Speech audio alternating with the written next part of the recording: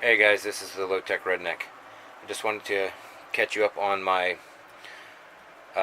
build, my AR build. I bought a stock AR from Smith & Wesson, the M&P15 Mod 2. Now I bought a couple of nice little goodies for it, and I think it looks sweet. Let's see what you think. Bipod, forward grip, a nice little red dot, and a tack light. That's basically all I added to it.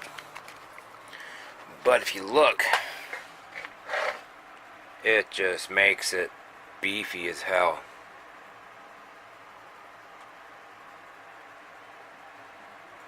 And I attached the light switch to the forward grip, so whenever I needed it,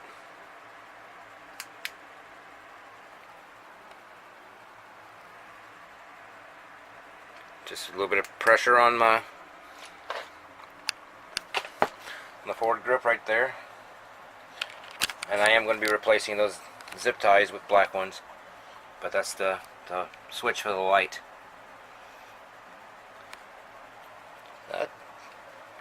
It's going to take me a little bit longer than I thought to actually go and fire, but I'm going to open this sucker up soon. You can count on that.